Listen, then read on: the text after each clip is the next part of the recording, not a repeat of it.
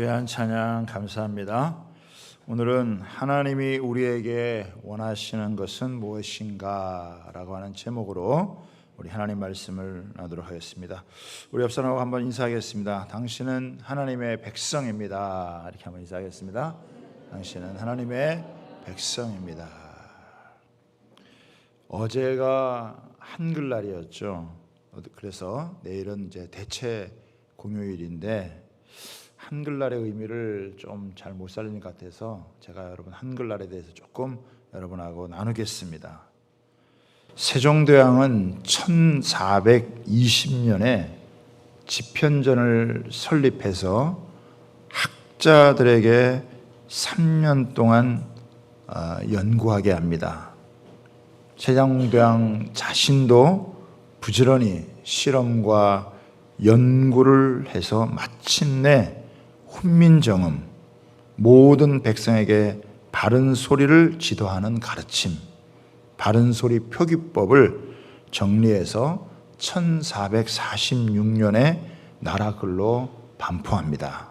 그런데 불행하게도 한글은 지배층의 4대 사상에 의해 한문이 숭상이 되고 한글은 무시당해서 일부 서민층만 유포되게 되었습니다.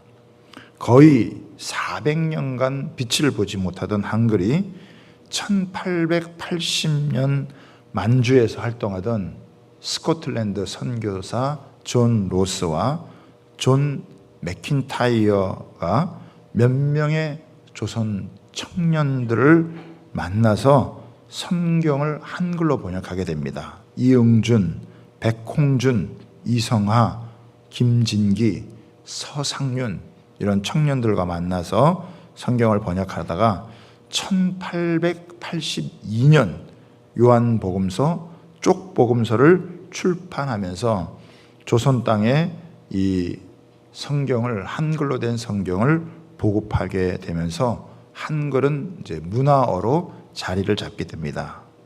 천문, 언문이라고 천대받던 한글이 성경을 번역함으로 인해서 한글이 고등 언어로 발전하게 된 결정적인 계기가 되었습니다. 그래서 선교사들이 한국에 들어와서 찬송가를 만들었고 예배 시간에는 한글을 사용했습니다. 그래서 헐버트라고 하는 선교사는 한글의 띄어쓰기를 시작해서 한글 발전에 큰 기여를 했다 그러고요. 언더우드는 성경을 보다 정확하게 번역하기 위해서 영한성경 또 한영성경을 편찬했고, 춘원 이강수 선생은 기독교가 한국 사회에 공헌한 가장 중요한 것은 성경을 한국어로 한글로 번역함으로 한글이 문화어로 격상하게 되었다는 것을 지적을 했습니다. 한글은 일제시대에도 꾸준히 사용돼서 신문 또 문학 작품에도 사용되어 왔습니다. 단편소설, 시, 수필 및 장편 소설에 한글이 사용되어 아름다운 문학 언어로 자리매김을 하였습니다. 김소월, 김동리, 윤동주, 이육사 등 문학인들이 한글의 문학적 미학을 발달시켰습니다. 일제의 문화말살 정책에도 불구하고 한글은 민족학교와 사립학교 및 교회에서 꾸준히 사용이 되었습니다. 해방 후 연희전문학교, 요즘은 이제 연세대학교인데요. 대학 신문이었던 연세춘추가 1957년부터 순한글 신문을 만들게 되었습니다. 오늘날 한글의 우수성은 이미 이제 세계 여러 학자들에게 인정을 받게 되어졌는데, 한글이 IT 그 문자라 할 만큼 SNS에 아주 적합하다는 거예요. 인터넷 언어로 그 속도도 굉장히 빠르다는 것입니다. 그래서 유네스코의 1997년 10월 1일에 한글을 세계 기록 유산으로 지정되었고, 세종대왕상도 제정을 해서 뉴욕에 있는 유엔 본부의 유네스코 사무실에 세종대왕 동상이 있다고 합니다. 2001년 유네스코에서 김석연 교수, 뉴욕 주립대 언어학 교수인데 이분이 정리한 누리글이 세계 공통 언어 표기로 채택이 되었다고 합니다. 세계에서 한글이 공식 언어로 사용이 된 지 벌써 20년이라 그래요. 영어, 중국어, 스페인어, 프랑스어가 아니고 한글이 세계 공식 언어로 채택되었고 거의 해마다 문자 올림픽이 있는데 이때 참가하는 사람이 이때 참가하는 언어가 2,900여 언어 중인데 그 중에서 계속해서 금메달을 따는 것이 한글이라고 합니다. 한글이 창제된 지 500년이 되었지만 실제 이 발전의 역사는 이 한글로 성경을 번역해서 완간 출판한 1911년이니까 이제 한 100년 정도 이렇게 지나게 된 거죠.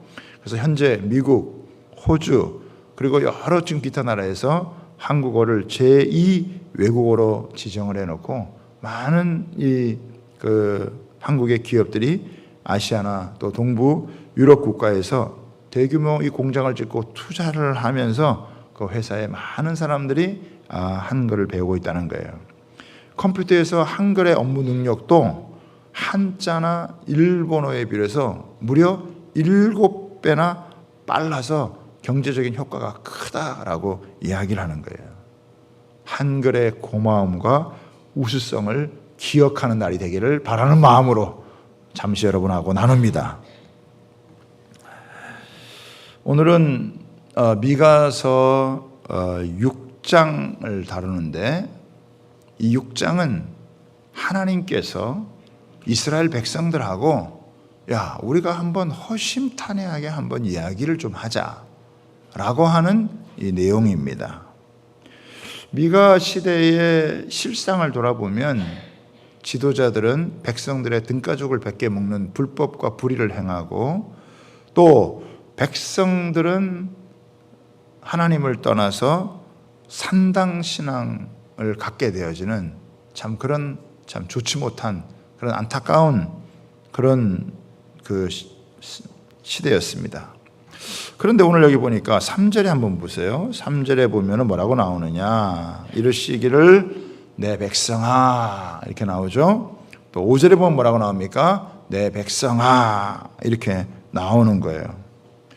하나님은 구별해서 축복된 백성으로 삼으려고 했는데 우상 숭배하고 음란에 빠지고 죄 가운데 살면서 불법을 저지르고 참 이런 그 자들 어떻게 보면 마땅히 심판을 받고 마땅히 버림받아야 됨에도 불구하고 하나님께서 지금 뭐라고 얘기하시냐면은 내 백성아 라고 이렇게 이야기를 하신다는 거예요. 누가 뭐라 그래도 너희는 내 백성이다. 여러분 이게 사실 하나님의 은혜라고 하는 거예요. 너무나 실망스럽고 또 심판받아 마땅한 자들임에도 불구하고 하나님께서 용서하시고 축복하시고 새롭게 하시는 그런 하나님의 은혜가 묻어나는 말이 바로 이 말이다 라고 하는 거예요. 포기하시고 버릴 만한데 끝까지 품에 안으시고 고쳐나가시고 새롭게 하셔서 결국에는 하나님께서 그들을 축복하시는 그런 내용을 담고 있는데 여러분 그런 하나님을 만나는 은혜가 있게 되기를 주님의 이름으로 축복합니다. 여러분 이스라엘 백성들에게 가장 중요한 분이 누구겠어요? 하나님이시죠. 하나님은 이스라엘의 존재의 근거고 매일매일 그들이 살아가는 삶의 원동력이에요.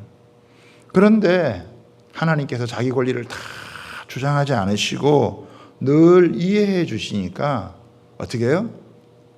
이 하나님을 우습게 알게 된 거예요. 그리고 하나님을 덜 중요하게 생각하는 이런 경향이 이스라엘 가운데 팽배해졌어요. 그래서 하나님께서 날 잡아놓고 아예 한번 우리가 변론해보자, 대토론을 해보자. 논쟁을 한번 해보자. 그러면서 하나님께서 하시는 내용이 오늘 이 본문의 말씀이에요. 자, 1절과 2절 한번 보겠습니다. 너희는 여호와의 말씀을 들을지어다. 너는 일어나서 산을 향하여 변론하여 작은 산들이 내 목소리를 듣게 하라 하셨나니 너희 산들과 땅의 견고한 지대들아 너희는 여호와의 변론을 들으라. 여호와께서 자기 백성과 변론하시며 이스라엘과 변론하실 것이라. 여기 보면 계속 변론하자. 이 변론이라는 말이 4번 나오는 거예요. 허심탄회하게 톡 깨놓고 한번 얘기해보자. 부부 사이에도 뭔가 이렇게 좀 갈등이 있고 뭔가 대화가 통하지 않는 것 같으면 딱 날 잡아놓고 한번 우리가 다 털어놓고 당신 하고 싶은 얘기 있으면 다 하고 나도 내가 하고 싶은 얘기 다 할 테니까 한번 얘기해보자. 이렇게 지금 하는 것입니다. 하나님도 참을 만큼 참았다 이거예요.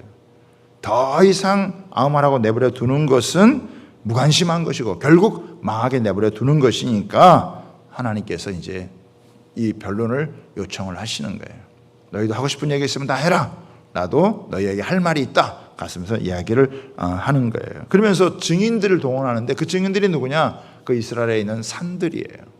그 산들이 다 증인이에요. 그동안 수십 년, 수백 년 걸쳐오는 동안 이 산들이 이스라엘 백성들이 그 살아온 삶의 행태를 다 봐왔기 때문에 사람은 뭐 살아야 7, 80 살다가 이제 세상을 떠나니까 몇백 년에 걸쳐서 이스라엘의 모습을 봐왔던 이 산들이 증인이다. 이 앞에서 다 지켜보고 했으니까 한번 여기서 우리가 이야기를 해보자라고 하는 거예요. 그래서 이제 하나님이 먼저 얘기를 하시는 거예요. 3절입니다. 이르시기를 내 백성아 내가 무엇을 내게 행하였으며 무슨 일로 너를 괴롭게 하였느냐? 너는 내게 증언하라. 도대체 불만이 뭐냐? 네가 무슨 불만이 있길래 하나님을 떠나서 우상 숭배하고 음란에 빠지고 네가 네 멋대로 살아가느냐? 도대체 불만이 뭐냐? 너 하고 싶은 이야기 있으면 해봐라. 하나님 앞에 톡 깨놓고 한번 얘기해봐라. 그러면 이제 얘기하면 되죠. 근데 보니까 너는 내게 증언하라 그랬는데 그 다음에 말이 없어요. 이스라엘 백성들이 뭐 할 말이 없었는지 아니면 하나님 급해서 얘기하셨는지는 모르지만 얘기가 없어요. 뭐 이스라엘 백성도 할 말이 있겠죠. 하나님 믿으면 이렇게 말씀 따라 살아가면 좀 편안하게 살아야 되는데 왜 자꾸 어려움이 옵니까? 왜 자꾸 이렇게 힘이 듭니까? 아니 뭐 안 믿어도 힘들었는데 믿었는데도 동일하게 힘들면 이거 뭐 예수를 믿으나 안 믿으나 이게 뭐 무슨 차이가 있습니까? 그럼 이렇게 하나님 앞에 이제 톡 깨놓고 얘기할 수 있잖아요. 아무 말도 없이 그냥 세상으로 이렇게 나가버리는 그런 모습 하지 말고 너도 할 말이 있으면 한번 이야기를 해봐라 라고 이렇게 이야기를 하는 거예요. 그러다가 이제 하나님께서 이제 4절 5절에 이제 이야기를 하시는 겁니다. 이제 하나님 이제 바로 본인 얘기를 하시는 거예요. 뭐라고 얘기하시냐? 4절에 내가 너를 애굽 땅에서 인도하여 내어 종노릇하는 집에서 속량하였고, 이 속량이라는 게 뭐냐면 값을 지불하고 산다라고 하는 의미예요. 그러니까 이스라엘 백성들이 그냥 나온 게 아니고 하나님께서 대가를 지불하고 값을 지불하고 하나님께서 사셨다는 거예요. 그리고 뭐예요? 모세와 아론과 미리암을 내 앞에 보내었느니라. 모세는 누구냐면은 목자의 역할을 하는 안내자, 지도자입니다. 위기가 닥치면 우왕좌왕할 수밖에 없잖아요. 그런데 목자가 길을 인도해주면 안전하게 갈 수 있어요. 그래서 출애굽을 해서 어디 가야 될지 어떻게 가나안 가야 될지 이것을 자세하게 안내한 것이 바로 모세란 말이죠. 또 아론은 뭡니까? 아론은 제사장이에요. 이스라엘 백성들이 죄를 지면 하나님과 이 백성들 사이에 막히게 된단 말이에요. 그러면 하나님과 백성이 막히면 소통이 안 되면 고통이 따르는데 이걸 어떻게 해결하냐 이거예요. 그래서 아론이 하나님 앞에서 제사를 드림으로 이 죄의 문제를 해결해서 하나님과 백성들이 소통할 수 있도록 열어줬다는 거예요. 그리고 또 여기 보면 미리암이 나오는데 이 미리암은 하나님의 승리에 대한 것을 찬양하고 노래하며 어떤 면에서는 선지자의 역할을 여러분 하는 거예요. 그러니까 하나님은 이스라엘 백성들에게 목자도 보내주고 제사장도 보내주고 선지자도 보내주고 찬양하는 사람도 보내주고, 그래서 하나님이 그들에게 필요한 모든 부분들을 하나하나 너희들에게 필요한 때 다 채워주었다, 지금 이 얘기를 지금 하시는 거예요. 그러면서 또 뭐라 그럽니까? 5절에 보세요. 내 백성아, 너는 모압 왕 발락이 꾀한 것과 부올의 아들 발람이 그에게 대답한 것을 기억하며. 이거는 뭐냐면 이제 광야 생활 마지막쯤 되었는데 모압 왕 발락이 이 이스라엘 백성들을 저주하고 싶은 거예요. 근데 자기 힘으로 저주해발라 별 효력이 없으니까 그 당시에 유명한 이 제사장 같은 이런 발람이라는 사람을 데려와 가지고 산꼭대기에 올라가서 이스라엘 백성들을 다 보여주면서 이 백성을 저주해라, 돈 잔뜩 주고 꼬셔가지고 저주해라, 이렇게 몇 번을 사주를 했는데 하나님께서 이 발람의 저주를 오히려 축복으로 바꿨다 이거예요. 하나님이 그 백성을 저주하지 못하도록 오히려 그 저주를 바꿔서 하나님이 축복으로 바꿔주셨단 말이에요. 그러니까 그 다른 민족이 이스라엘 백성들을 괴롭히고 그들을 저주하려고 할 때 하나님은 그거 다 막아주어서 그걸 축복으로 바꿔줬다. 하나님이 그렇게 일하셨다는 거예요. 또 뭐가 나옵니까? 시딤에서부터 길갈까지의 일을 기억하라. 시딤은 어디냐면은 요단강을 건너기 전에 이스라엘 백성들이 진을 친 곳이 시딤이에요. 그리고 길갈은 어디냐면은 이스라엘 백성들이 요단강을 건넌 다음에 진을 친 곳이 그곳이 길갈이에요.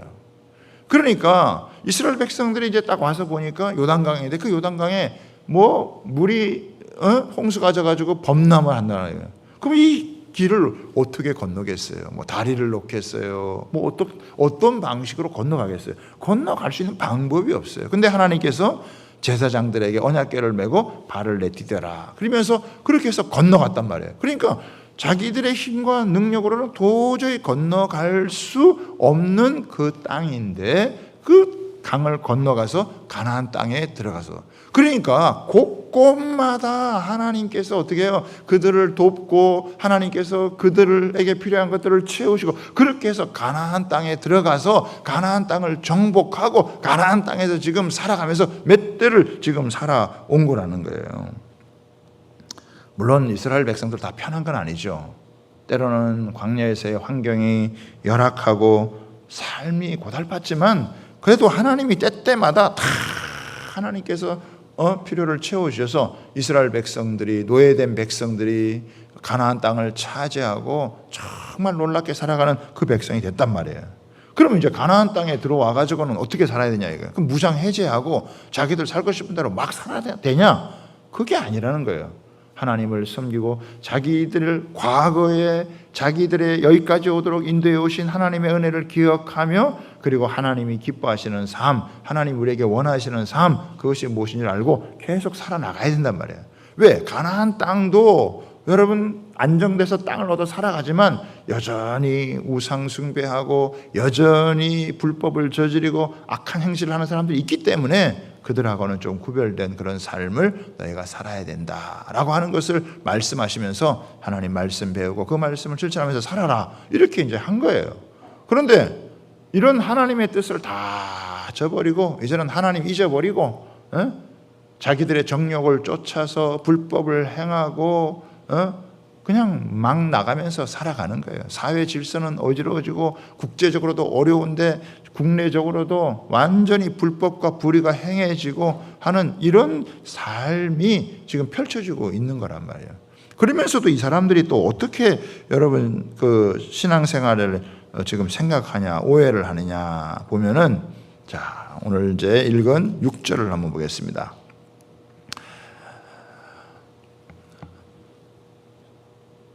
세 가지 오해에 대한 부분들을 이제 정리를 해주는데요. 내가 무엇을 가지고, 여기서 내가라고 하는 것은 미가를 얘기하는 겁니다. 근데 이거는 미가만을 얘기하는 게 아니라 미가가 이스라엘 백성들을 대표해서 지금 얘기를 하는 거예요.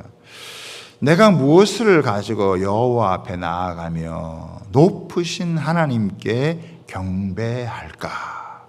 그러니까 우리가 어떻게 하나님을 믿고 하나님을 섬겨야 되겠느냐, 하나님을 경배해야 되겠느냐, 이건데, 첫 번째, 내가 번제물로 일련된 송아지를 가지고 그 앞에 나아갈까? 여러분, 번제물로 1년 된 송아지는 가장 좋은 송아지를 얘기하는 거예요. 송아지 한 마리를 잡아가지고 하나님께 번제물로 제사를 드리면 그거 하나님이 기뻐하실까? 아마 사람들은 감동받을 거예요. 야, 그 1년 된 그 송아지 한 마리 잡아가지고 하나님 앞에 제사를 드렸대. 요즘 하면은 송아지 한 마리 잡으면 한 1,000만 원 되잖아요. 그거 다 해가지고 하나님 앞에 야, 저 사람 참 대단하다 이렇게 이야기할 수가 있어요. 그런데 그거 하나님 기뻐하시겠느냐? 두 번째는 뭐냐면, 이제 이거는 상당히 이제 비약을 한 건데요. 7절에 보면은 여호와께서 천천의 순양이나 만만의 강물 같은 기름을 기뻐하실까? 여러분, 천천의 순양이라는 것은 이건 엄청 많은 숫자예요. 만만의 강물 같은 기름이라고 하는 것은 이거는 한 사람이나 한 단체가 드릴 수 있는 게 아니라 어마어마한 사람들이 모여서 드려야 되는 거예요.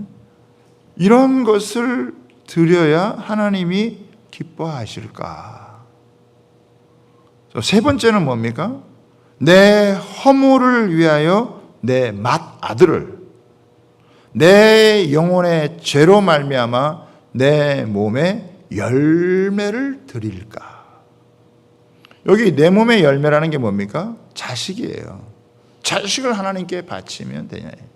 송아지 한 마리 드리든지 아니면 천천의 순양과 만만의 강물 같은 기름과 아니면 내 자식까지, 이거는 뭐 어떻게 보면은 대단한 거잖아요. 이렇게 뭔가 특별하게, 뭔가 이렇게 표가 나게 이렇게 하나님 앞에 드려야 되는 게, 아마 이런 생각들을 그 당시 사람들이 여러분 했던 것 같아요. 미가가 이걸 보고 이렇게 하는 게 하나님이 기뻐하시겠느냐? 절대 그렇지 않다라고 하는 것을 이야기를 하면서 오늘 세 가지를 제시를 합니다. 하나님께서 진짜 우리에게 원하는 것이 세 가지가 있는데 그게 뭐냐? 첫 번째는 뭡니까? 8절에 보면 사람아, 주께서 선한 것이 무엇임을 내게 보이셨나니 여호와께서 내게 구하는 것은 오직 첫 번째 정의를 행하며. 여기서 정의를 행한다라고 하는 것은 우리가 마땅히 정의를 행해야 되지만은 그러나 정의가 없는 곳에 정의를 만들어 가야 된다라고 하는 거예요. 여러분 한번 보세요. 성경을 조금만 더 내려오면 그 이제 내용이 나오는데요. 10절에 한번 보세요. 악인의 집에 아직도 불의한 재물이 있느냐? 축소시킨 가증한 에바가 있느냐? 내가 만일 부정한 저울을 썼거나 주머니에 거짓 저울추를 두었으면 깨끗하겠느냐? 그 부자들은 강포가 가득하였고 그 주민들은 거짓을 말하니 그 혀가 입에서 거짓되도다. 그러니까 지금 이 사회가 어떻게 된 거예요? 자꾸 거짓말한다 이거예요. 물건을 팔면 저울이 정확해야 되는데 저울을 자꾸 속이는 거예요.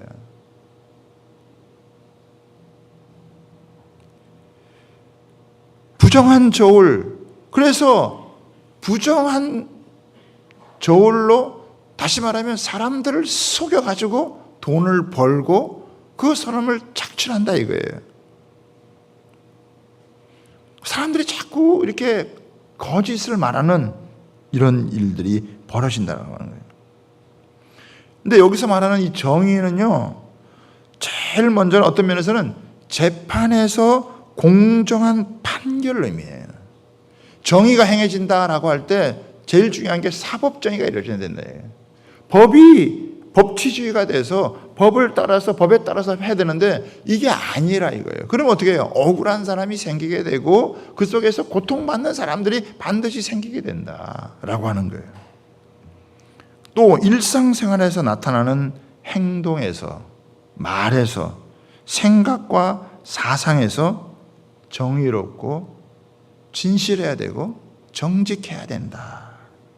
너 뭐 1년 된 송아지, 천천의 순양, 만만의 기름, 네 자식 안 바쳐도 돼. 그거 말고 거짓말하지 말고 정직하게 정의를 행하는 그런 사람이 돼야 된다. 그런 사회가 돼야 된다. 하나님이 원하는 게 무슨 대단하고 특별한 게 아니라 사람이 정의롭게 살아가는 거, 그거 요구한다고 지금 이야기를 하는 거예요. 두 번째는 뭐냐면 인자를 사랑하며 라는데, 여기서 말하는 인자는 좀 여러 가지로 번역이 될 수 있어요. 인애, 친절, 긍휼, 충성, 온유, 이렇게 좀 다양하게 번역될 수 있는데, 이걸 한마디로 이걸 요약하면 뭐라고 하냐면 사람을 아끼고 사랑하는 거라는 거예요. 다른 사람을 아껴주고 사랑하는 거. 다시 말하면 좀 이렇게 사회적인 약자나 연약한 사람들을 보면 그들을 붙들어주고 위로해주고 격려해주고 용기를 주고, 그래서 더불어 같이 살아갈 수 있는 그런 모습. 하나님이 원하는 게 뭐 대단한 게 아니라 너랑 같이 주변에 살아가고 있는 그 사람들을 속이지 말고 그 사람들에게 긍휼을 베풀고 친절하게 대해주고 그들을 아껴주고 살펴주는 그런 모습을 가져라. 사람 무시하지 말고, 좀 잘못한다고 과도하게 비판하지 말고 아껴줘라. 요 얘기하는 거예요. 예수님은 바리새인들보다 죄인과 세리가 먼저 하나님의 나라에 들어갈 것이라고 말씀하셨어요. 그러니까 자기 자신에 대해서는 조금 철저해도 다른 사람에 대해서는 좀 관대해야 돼요. 다른 사람에 대해서는 아주 철저하면서 자기 자신에 대해서는 관대한, 내로남불이 되면 안 된다는 것을 지금 말씀해 주시는 거예요. 하나님은 다른 사람을 그래도 아끼고 소중히 여기고 사랑해 주는 걸 굉장히 하나님이 원하신다. 그래서 용납받고 용납해 주는 그런 모습, 이게 하나님이 진짜 중요하게 생각하는 가치라 이거예요. 그 다음에 세 번째는 뭐냐면 겸손하게 내 하나님과 함께 행하는 것이 아니냐. 하나님이 원하시는 게 겸손하게 행하는 것인데, 겸손하다는 것은 뭐냐면은 우리가 하나님 앞에서 티끌과 같은 존재입니다 라는 거예요. 내가 아무리 유명해지고 내가 아무리 똑똑하고 내가 아무리 잘 나가도 나는 창조주 하나님 앞에 비하면 나는 피조물이고 나는 하나님 앞에서는 티끌과 같은 그런 존재입니다 라고 하는 것은, 그러면 이 겸손히 행하는 것이 구체적으로 어떻게 나타나느냐? 하나님의 말씀을 듣고 순종하는 것으로 나타난다는 거예요. 여러분, 사람이 겸손하지 않으면요 하나님 말씀을 듣지 않아요. 자식이 교만해지면 어떻게 해요? 부모가 하는 이야기를 귓등으로 들어요. 마찬가지로 하나님의 말씀을 어떻게 해요? 이스라엘 백성들이 그냥 귓등으로 두고 넘어가고 지 마음대로 자기 원하는 대로 살아갈 수 있는 거예요. 그런데 하나님께서 너가 겸손하게 내 하나님과 함께 행하는 것이라는 것은 하나님의 말씀을 듣고 그 말씀 앞에 순종하면서 살아가는 거예요. 여러분, 하나님께서 뭐 어려운 걸 원하시나요? 하나님께서 이스라엘 백성들을 향해서 지키지 못할 것을 지키도록 요구하시는 건가요? 불가능한 일을 요구하시는 건가요? 내가 너희들에게 과거에 이런 놀라운 은혜를 베풀어 주셔서 너희가 지금 이 땅에 이만큼 살게 했다. 내가 원하는 것은 뭐 네 전 재산 바치는 거 아니다. 내가 원하는 것은 너가 무슨 뭐 특별히 뭐 네 집 팔아가지고 뭐 전 재산 다 헌금하라는 것도 아니다. 네 자식을 뭐 바치라는 것도 아니다. 정직하게 정의를 행하고 사람 사랑할 줄 알고 사람 소중한 줄 알고 친절을 베풀 줄 알고 아껴줄 줄 알고, 그리고 하나님 말씀 듣고 교만해지지 않고 겸손하게 하는 거, 그게 하나님께서 원하시는 것이다.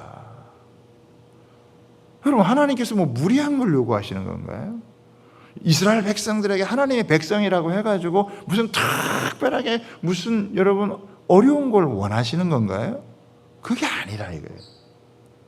어떻게 보면은 그냥 그 이스라엘 백성들에게 보편적 가치를 하나님께서 여러분 원하시는 거예요. 네가 무슨 교회 와서 특별한 봉사, 너 자신을 다 희생하면서 해야 된다. 그거 원하는 거 아니에요.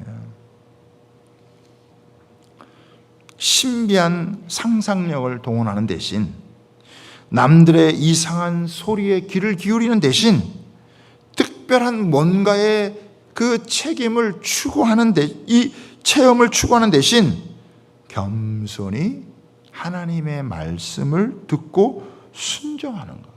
그냥 어떻게 보면 굉장히 평범하게 살아가지만 하나님을 인정하고 하나님의 말씀을 내 삶의 가치에 두고 살아가는 것. 그게 신앙생활의 가장 핵심이고 중요한 거다. 하나님은 멀리 계신 분도 아니고 과묵한 분도 아니시고, 하나님은 아주 가까이에 계시고 하나님은 우리 속에 일하시는 분이라는 거예요. 뭘 그렇게 복잡하게, 뭘 그렇게 이상한 것을 추구하고 신비한 걸 추구하고 너희들이 그렇게 신앙생활을 해야 된다고 생각을 하느냐. 그러니까 하나님께서 지금 이스라엘 백성들이 이렇게 나라의 위기가 많고 어려움을 겪게 되는 이게 다른 데 있는 게 아니다라고 하는 거예요. 가장 기본적으로 그냥 지켜야 될 이거를 여러분 지키는, 이게 중요하다는 거예요. 여러분 며칠 전에 신문에 난 기사인데요. UN 무역개발회의 UNCTAD가 있는데 지난 7월에 한국의 지위를 개발도상국에서 선진국으로 격상을 시켰습니다. 이게 이제 공식적으로 이루어진 거예요. 1964년 UN 무역개발회의 설립 이후에 유일무이한 사례라고 합니다. 국제사회에서 공식적으로 공인을 해준 거예요. 우리가 이 대한민국의 오랜 그런 세월 동안 목표를 했는데 드디어 여러분 달성이 된 거예요. 그러면서 중요한 포럼이 하나 열려졌어요. 어떤 여인이냐면 소프트 파워 시대, 선진 대한민국의 미래의 모습은 어떤 모습이 되어야 될까? 여기에 국민 미래 포럼이 열렸어요. 우리가 이제 공식적으로 선진 국가로 우리가 다른 많은 국가가 할 수 없는 일을 해내서 됐는데, 그러면 우리는 어떤 선진 국가가 돼야 되느냐? 거기에 키워드가 여러분 뭐냐면은 매력 국가였어요. 국제사회를 구성하는 각 나라 사람들이 존중하고 따라야 하고 함께 하고 싶어 하는 것이 매력이고, 그런 것을 만들어가는 나라가 매력 국가다. 이제 우리는 인류 보편 매력 국가를 지향해서 나아가야 된다라고 하는 거예요. 그러면서 미래의 소프트 파워를 결정하는 필수 요소로 인권, 자유, 평등, 공정 등의 가치 추구, 보편적 문화 경쟁력, 선도적 아이디어와 실험, 정책, 개방성과 다양성, 국제사회에 대한 기여, 이런 부분들을 다뤘다. 근데 이 지금 내용이 다 뭐냐면 핵심은 세 가지예요. 정의, 인애, 그리고 겸손이에요. 그게 매력 국가라 이거예요. 하나님께서 2700년 전에 이스라엘 백성들을 하나님께서 그 나라를 세우게 하시고, 그 나라를 통해서 어떻게 해요? 내가 너희 나라에게 복을 줄 테니 너희 나라가 추구해야 되는 게 뭐냐면 다른 모든 나라들이 보고 배울 수 있는 그런 나라.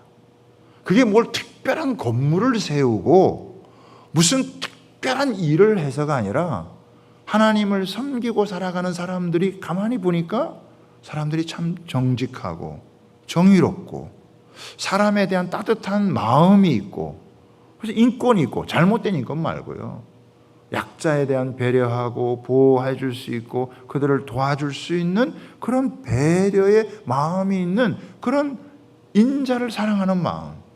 그 사람들이 조금 뭐 잘된다고 해서 교만해지지 않고 거들먹거리지 않고 겸손해질 수 있는 거,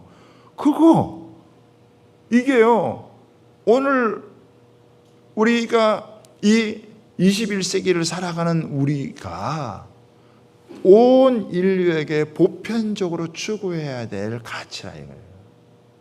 우리는 이제 이걸 막 포럼을 해가지고 우리가 이제 선진국가 됐으니까 어떤 국가가 되어야 되냐 이렇게 막 연구하고 포럼 열고 했는데, 이미 하나님 2700년 전에 미가를 통해서 하나님이 원하는 세상, 하나님이 원하는 삶의 모습, 선진 백성, 하나님의 백성의 삶의 모습이 뭐냐? 저스티스, 긍휼히 여기는 마음, 사람을 아끼고 사랑하는 마음과 겸손의 마음, 이게 키워야 합니다. 그러면서 이 포럼에서 뭐라고 얘기하냐면 우리나라가 단순히 쫄부의 나라가 돼서는 안 된다. 돈 한꺼번에 왕창 벌어가지고 그 돈을 가지고 어떻게 사용해야 될지, 어떻게 살아야 될지 알지 못하는 쫄부가 되어가지고 그 돈을 가지고 그 돈에 취해가지고 이상한 짓거리나 하고 있는 그런 나라가 돼서는 안 된다. 국민 개개인이 행복하게 살 수 있는 선진국이 되려면 돈으로 살 수 없는 배려, 존중, 신뢰와 사회 에티켓, 품격, 정직과 성실 등의 가치를 함양해야 된다. 여러분, 이 가치가 다 어디에 있습니까? 이 가치가 다 성경 안에 오는 거예요. 하나님께서 무슨 이상한 하나님을 믿는 백성들이 무슨 고립되어서 자기들만 이렇게 살아가는 그들만의 세계를 꿈꾸는 그걸 원하는 게 아니고, 비록 작은 여러분 나라지만, 또 비록 고생도 한 나라지만 하나님께서 그들에게 복을 주셔서 이 하나님이 원하는 사회, 또 하나님이 원하는 하나님의 나라가 이상한 나라가 아니고 무슨 종교적으로만 이렇게 포장된 그런 나라가 아니고 사람이 사람답게 살아가는 보편적 가치관을 다른 나라 사람들도 볼 때 저 나라 사람들 보니 참 사람들이 겸손하고 사회가 정직하고 약한 사람들을 아껴줄 줄 알고 배려할 줄 아는 그런 거다. 지금 우리가 21세기에 우리가 추구해야 될 가치가 하나님께서 여러분 원래 우리에게 준 가치라고 하는 거예요.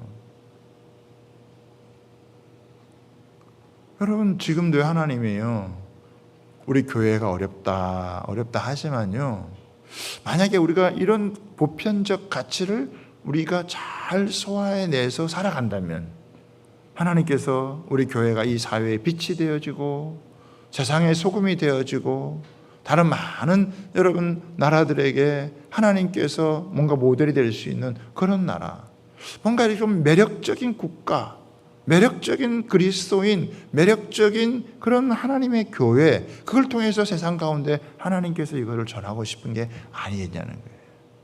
이걸 하나님께서 그 백성들에게 그렇게 많은 은혜를 베풀어 주었는데 무슨 특별한 거를 원하고 하나님께서 무슨 엄청난 대가를 요구하는 거라고 할 수 있겠습니까? 어쩌면 당연하게 우리가 사람으로서 살아가야 될 그런 가치를 하나님께서 그대로 반영해 주는 것이다 라고 할 수 있는 거예요.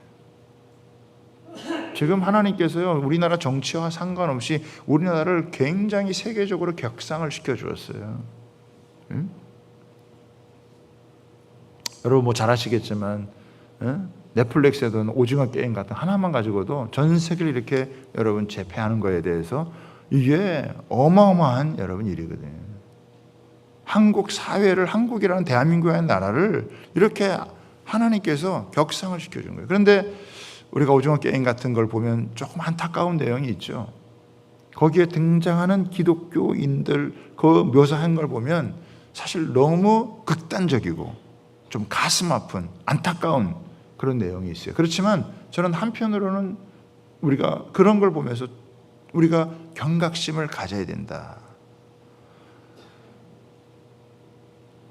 하나님을 믿는 백성이 전혀 어떤 매력을 주지 못할 때 하나님께서 이스라엘 백성들에게 변론하자, 그리고 이 말씀에 그들이 함께 동의를 못하고 계속 자기들을 원하면 폐기 처분되는 거예요. 우리도요, 우리가 하나님의 뜻을 따라서 여러분 변화되어 가고 새로워져 가는 것, 이거를 놓치면요 우리가 폐기 처분될 수 있어요. 하나님께서 우리에게 원하시는 게 대단한 어떤 기적을 행하고 어떤 놀라운 일을 행하는 그런 게 아니에요. 우리에게 있는 최고의 기적이 뭐냐면은 내가 하나님 말씀 앞에서 조금씩 변해가는 거예요. 우리에게도 거짓됨이 있을 수 있고, 나에게도 교만이 있을 수 있고, 나에게도 불의함이 있을 수 있는데, 우리가 말씀을 배워가고 신앙생활하면서 내 자신이 조금씩 변화되어가고 이게요 세상에 어떤 기적이 일어나는 것보다 큰 기적이라는 것을 믿으시기를 바랍니다. 예수를 안 믿는 사람이 내가 예수를 믿게 되었고 예수님을 닮아서 조금씩 변해갈 수 있는, 여러분 그게 너무너무 놀라운 거라는 거예요. 제가 설교를 마치면서 한 가지만 여러분하고 나누기를 원합니다. 때때로 어떻게 보면 이스라엘 백성들이 하나님 앞에 이렇게 기도할 때 하나님께서 응답을 안 해주기도 하시고요, 또 응답이 없기도 한 것 같고, 하나님은 너무 멀리 계신 것 같고, 자기들의 삶의 현실은 너무 여러분 힘든 것처럼 그렇게 여러분 보일 수도 있어요. 그런데 오늘 여기서 하나님께서 이스라엘 백성들의 40년 동안 또 이렇게 지나온 동안 하나님께서 이렇게 몇 군데 이렇게 타이밍이 있잖아요. 타이밍. 개입해 주시는 타이밍이 있잖아요. 여러분 산부인과 의사가 언제 그 산모를 여러분 도와주나요? 타이밍이 있어요. 출산 직전에 개입을 합니다. 너무 일찍 산부인과 의사가 개입을 하거나 너무 늦게 개입을 하게 되어지면 산모와 아이가 동시에 위험해질 수 있어요. 그래서 정직한 산부인과 의사라고 한다면 그 산모에게 적절한 타이밍이 언젠지, 너무 일찍도 아니고 너무 늦게도 아니고 그 정확한 타이밍을 재서 그때 딱 개입을 해주는 거예요. 저는 하나님의 역사하심도 비슷하다고 생각해요. 때때로 우리가 하나님 앞에 막 기도해도 하나님께 막 이렇게 필요에 달래도 하나님이 개입을 안 해주시는 것 같아요. 여러분 이스라엘 백성들이 기도할 때마다 하나님이 그때마다 개입했으면 왜 하나님을 여러분 부인하겠어요? 그런데 하나님은 여러분 우리를 정말 자유한 하나님의 백성으로, 하나님의 형상을 회복한 그런 백성을 우리를 삼으시기 위해서 우리로 하여금 어쩌면 최대한 덜 개입하셔서 우리가 할 수 있는 것들은 함으로 우리가 성장하고 세워지고 그러기 위해서 하나님은 개입을 덜 하시는 거예요. 그러나 정말 필요한 때라고 한다면 그때마다 하나님이 개입하셔서 하나님의 살아계심을 우리 가운데 나타내주고, 우리가 오는 동안에 매일 무슨 하나님을 뭐 환상을 보고 그렇게 해서 뭐 맨날 기적을 보고 온 건 아니지만, 그러나 중요한 타임 한때마다 하나님이 함께 하시던 걸 느꼈기 때문에 하나님의 살아계심을 인정하고, 그리고 그 하나님 안에서 조금씩 변화되면서 오는 거란 말이죠. 그래서 우리가요 하나님 앞에서 믿음을 가질 필요가 있어요. 하나님이 안 움직이시는 것 같아도 안 움직이는 게 아니에요. 오히려 하나님께서 가장 적합한 우리 인생 가운데 개입할 타이밍을 찾으시고, 그리고 우리를 세워가시고 우리를 새롭게 나가신다는 것을 여러분 믿으시기를 바랍니다. 그런 하나님과 교제하며 하나님의 말씀을 따라 한 걸음 나아가면 아무리 어려워도, 아무리 힘이 들어도, 아무리 환경이 열악한 것 같아도요 그 속에서 하나님이 새 길을 행하시고 앞서 행하시며 인도해 가시는 것을 느끼는 거란 말이에요. 그런데 어느 순간 뭐 좀 마음에 안 든다고 해가지고 그냥 쑥 떠나버리는 거예요. 가서 그냥 우상 섬기는 거예요. 예? 하나님 한번 터놓고 한번 네 하고 싶은 얘기 좀 얘기를 해보자. 나도 얘기를 할 테니까. 나 이런 너희를 향해서 이렇게 해왔는데 너희 도대체 무슨 마음을 가지고 그렇게 하느냐. 하나님 안타까운 마음으로 왜 얘기하겠어요? 다시 한번 잘해보자.